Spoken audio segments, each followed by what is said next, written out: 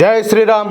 అందరికీ నమస్కారం. Welcome to news అఖండ. నేను మీ కస్తూరి శ్రీధర్. మిత్రులారా, కర్ణాటకలో జరిగినటువంటి ఒక దారుణానికి సంబంధించినటువంటి ఒక న్యూస్ అయితే తీసుకొచ్చా. ఈ న్యూస్ రెండు ఒకసారి ఎంత దారుణంగా ఎంత ఘోరంగా ఉండదో.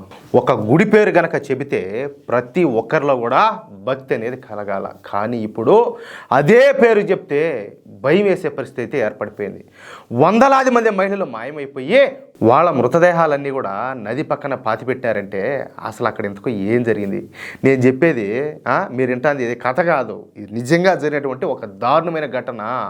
ఇది కొంతమంది తమ అధికారాన్ని అడ్డు పెట్టుకొని దుర్మార్గులు చేసేటువంటి ఒక చీకటి నేర చరిత్ర. అర్థమవుతుందా? అసలు మీరు ధర్మస్థలాలకు సంబంధించినటువంటి న్యూస్ని ఈ మధ్యకాలంలో ఎవరైనా విన్నారా? అసలు ధర్మస్థలాల్లో ఏం జరిగింది అనేది ఇప్పుడు అందరి మెదళ్లను పురుగులా తొలిచేస్తున్నటువంటి ప్రశ్న అనమాట. సరే, ఈ ధర్మస్థలం అనేది కర్ణాటకలోని ఒక ప్రసిద్ధి చెందినటువంటి హిందూ పుణ్యక్షేత్రం. రోజు కూడా వేలాది మంది భక్తులు ఇక్కడికి వస్తూ ఉంటారు. కానీ ఇప్పుడు అదే స్థలం చీకటి ఆరోపణలతో దేశాన్ని అంతా కూడా కలవరపెడుతుంది. ఆలయ ట్రస్ట్లో పనిచేసినటువంటి ఒక మాజీ పారిశుద్ధ్య కార్మికుడి ఫిర్యాదు ప్రకారం గత కొన్ని సంవత్సరాలుగా దేవాలయ పరిసర ప్రాంతాల్లో వందలాది మంది మహిళలు, ముఖ్యంగా యువతలు మాయమైపోయినారంట. చూడండి ఎంత దారుణం స్వామి. అది బయట పెట్టింది ఎవరు? ఒక పారిశుద్ధ్య కార్మికుడు. అంటే ఎవరైతే క్లీన్ చేసే వ్యక్తి ఎవరైతే ఉంటారో ఆయన బయట పెట్టాడు. ఇందులో మరొక దారుణం ఏంటంటే చాలామంది అత్యాచారానికి గురి హత్య చేయబడి ఆ తర్వాత వాళ్ళ మృతదేహాలను రాత్రిపూట ఎవరికి కంటికి కనపడకుండా ఆ నది పక్కన పాతి పెట్టారని చెప్పేసి ఆ పారిశుద్ధ్య కార్మికుడే ఫిర్యాదు చేశాడు. సరే, ఇక్కడ నాకు కూడా ఒకటి అనిపించింది, అరే నువ్వు ఇన్ని రోజులు ఏం చేస్తా ఉన్నావు, ఏడ నిద్రపోతా ఉన్నావు అని. ఈ దారుణ చరిత్ర ఎప్పటి నుంచి స్టార్ట్ అయింది తెలిసిన? 2009 నుంచి స్టార్ట్ అయ్యి 2014 దాకా కొనసాగింది. చూడండి ఎన్ని సంవత్సరాల్లో. అంటే ఈ టైంలో ఈ పీరియడ్లో కర్ణాటకను పరిపాలించింది ఆల్మోస్ట్ అన్నీ కూడా సూడో సెక్యులర్ ప్రభుత్వాలే. అంటే ఎవడో ఉండాడు ఈ ప్రభుత్వాలు సపోర్ట్ చేసేవాడు, ఆ గుళ్ళల్లో పనిచేసేవాడు ఎవడో ఉన్నాడు. మనకు కూడా తెలుసు కదా. అంతెందుకు నిన్న అమ్మన్నట్టు దాకా ఆఖరికి టీటీడీలో కూడా అన్ని మతస్థులు పనిచేస్తూ ఉన్నారు. వాళ్ళకి ఇంకా ధర్మం పట్ల ఏమాత్రం కూడా విలువ ఉంటుంది, వాళ్ళు ఏమాత్రం మనకు హిందువులకు రెస్పెక్ట్ ఇస్తారు, వచ్చినటువంటి శ్రీవారి భక్తులకు ఏ విధమైనటువంటి గౌరవ మర్యాద ఇస్తారు మీరు చెప్పండి, ఒకసారి ఆలోచించండి. అలాంటి సూడో సెక్యులర్ ప్రభుత్వాలు ఉన్న చోట అలాంటి వాళ్ళని పెడితే ఇలాంటి దారుణాలు కానీ ఏం జరుగుతాయి అంటాలే. ఈ ఆరోపణలన్నీ కూడా ఆధ్యాత్మికతకు కేంద్రంగా భావించేటువంటి స్థలాన్ని ప్రజల మనసులో ఒక చీకటి రహస్యాల గుట్టగా మార్చేసినాయి. అసలు ఏమి జరిగింది, ఎవరు చేశారు ఏందనేది కూడా అంతుబట్ల.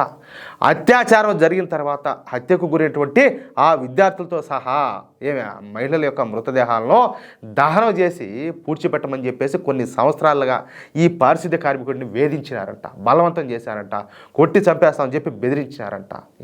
ఇంకా తప్పనిసరి పరిస్థితుల్లో మనసు చంపుకోలేక ఉద్యోగానికి రాజీనామా చేసి పొయ్యి కూడా మళ్ళా వచ్చి, అంటే ఆయన పనుకుంటే నిద్ర పట్ల ఏం చేయాలో కూడా దిక్కు తెలియలా. మొత్తానికైతే ధైర్యం చేసి సాహసం చేసి ఇప్పుడు బయటకు వచ్చి ఈ మారి జరిగిందని చెప్పి అన్ని విషయాలు కూడా బయట పెట్టేస్తాడు. ఈ క్రమంలోనే సౌజన్య అనేటటువంటి ఒక 17 ఏళ్ల బాలిక పైన 2012లో జరిగినటువంటి దారుణమైన అత్యాచార కేసు మళ్ళీ తెర మీదకి వచ్చింది. అప్పట్లో జరిగినటువంటి నిరసనలు, అదేవిధంగా ఈ కోర్టులో జరిగినటువంటి విచారణ తర్వాత కూడా న్యాయం అయితే జరగల. ఎంత బాధాకరం ఈ విషయం. ఇప్పుడు ఈ మాజీ ఉద్యోగి ఇచ్చినటువంటి సమాచారం ప్రకారం సౌజన్య ఒక్కరే కాదు, అలాంటి ఎంతోమంది ఆడపిల్లలను కూడా ఇదే విధంగా అత్యాచారం చేసి హత్య చేసి పాతిపెట్టారంట.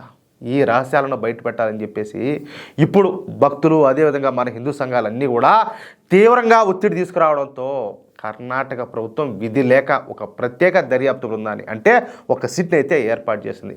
ఈ సిట్లో పోలీస్ అధికారులు, అదేవిధంగా ఈ ఫోరెన్సిక్ నిపుణులు ఉన్నా కూడా విచారణ అంత సులభమేం కాదు. ఎందుకంటే కాలం అయితే గడిచిపోయింది. మాయమైపోయినటువంటి ఆధారాలు, బిక్కుమంటూ భయంతో మౌనంగా ఉన్నటువంటి బాధిత కుటుంబాలు, ఇవన్నీ కలిసి కేసు ముందు పోయేదానికి మరింతగా క్రిటికల్ చేసేటట్టున్నదన్నమాట. ఇక్కడ ఇంకొక దారుణమైన విషయం ఏంటి చెప్పనా? ఈ సూడో సెక్యులర్ పార్టీలన్నీ కూడా ఈ కేసును ఒక కుట్రగా చూపించే ప్రయత్నం చేస్తా మన సనాతన ధర్మం యొక్క పవిత్రను దెబ్బతీయడం కోసం తీవ్రంగా ప్రయత్నిస్తున్నాయి. చూడండి, అంటే దెబ్బ మీద దెబ్బ వేయడానికి విపరీతంగా ప్రయత్నం చేస్తున్నారు. ఆడ తప్పు చేసిన ముండాకుడుకులు ఎవరున్నారు, దొంగ వాళ్ళంతా ఎవరున్నారు, ఆ గలీజ్ నాయాలు ఎవరున్నారు, వాళ్ళ జుట్టు పట్టుకొని బయటకు తీసుకొచ్చి వాళ్ళ మొక్కలు చేయాల్సింది పోయి పైగా ఇక్కడ ఏంటంటే యావత్తు హిందూ సమాజాన్ని తప్పుపట్టే ప్రయత్నం, మన సంస్కృతి సాంప్రదాయాలను ఎవరైతే భక్తులు ఉంటారో వాళ్ళ మనోభావాలను దెబ్బతీసే ప్రయత్నం జరుగుతుంది. అంటే హిందువులు అనేవాళ్ళు గుళ్ళకి పోకూడదా? ఒకవేళ పోతే ఈ విధంగా భయపెట్టాలని చెప్పి చూస్తారా?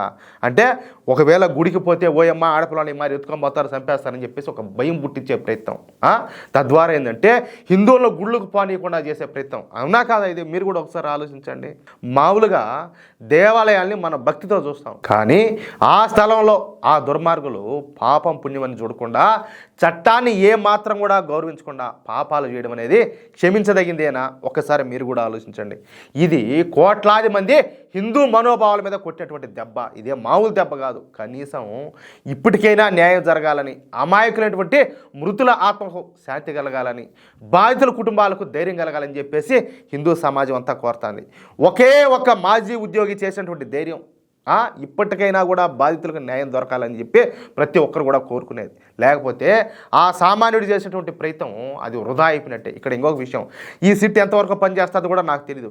ఖచ్చితంగా దీంట్లో కేంద్ర ప్రభుత్వం కూడా ఇన్వాల్వ్ అయ్యి ఖచ్చితంగా సిబిఐ ఎంక్వైరీ జరగాల్సిందే. రాష్ట్ర ప్రభుత్వం ఏ విధంగా ఆడతోక తిప్పాలని చెప్పి ప్రయత్నం చేస్తారు. ఎందుకంటే కర్ణాటకలో గవర్నమెంట్ ఏది ఉన్నదో మీకు కూడా బాగా తెలుసు. కాబట్టి ఖచ్చితంగా దీంట్లో మన కేంద్ర ఏజెన్సీలు కూడా ఇన్వాల్వ్ అవ్వాల్సిందే. లేకపోతే ఏందియా అభంశోభం తెలియని అమాయకు ఆడబిడ్డలు ఏందియా అత్యాచారాలు చేసి హత్యలు చేసి పూడ్చిపెట్టేదా? కాదు, వాళ్ళ ఇంట్లో వాళ్ళు కూడా ఇదే మరి బలైపోతే వాళ్ళకి అప్పటికైనా తెలుస్తుందా? వాళ్ళకి బాధ అంటే ఎట్టుంటుందో, కడుపుపోతుంటే ఎట్టుంటుందో తెలుస్తుందా అంటాలే. చీకటిలో ఇప్పటికి కూడా రహస్యాలు అనేవి దాగవు. ఏదో ఒక రోజు అవి బయటికి పడాలా. కానీ అవి బయటికి పడిన రోజు ఎవరైతే ఇలాంటి తప్పులు, నేరాలు, ఘోరాలు, దారుణాలు, హత్యలు, అత్యాచారాలు చేశారో వాళ్ళందరినీ కూడా చెరుకు మిషన్లో కాదు క్రషర్లో తీసుకుపోయి దబ్బాలంట ఒక్కొక్కరిని ముక్కలు ఏటుగా. లేకపోతే ఏంది అవి దారుణమా? ఇప్పటికే హిందూ సమాజం కుళ్ళిపోతుంది.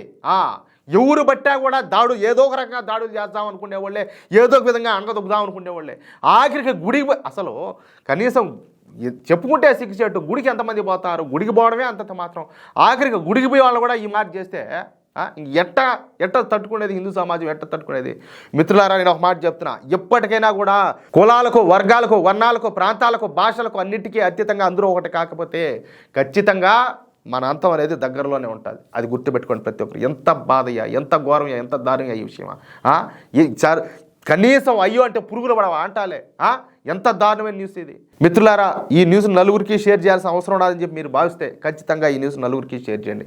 అలాగే ఈ వీడియో పైన ప్రతి ఒక్కరు కూడా మీ యొక్క అమూల్యమైనటువంటి అభిప్రాయాలను కామెంట్ చేయండి. ఇంకో విషయం ఏంటంటే, ఇంతవరకు మీరు కనుక మన ఛానల్ను సబ్స్క్రైబ్ చేసుకున్నట్లయితే ప్రతి ఒక్కరు కూడా మన ఛానల్ను సబ్స్క్రైబ్ చేసుకోండి, సపోర్ట్ చేయండి ప్లీజ్. జై శ్రీరామ్, జై హింద్.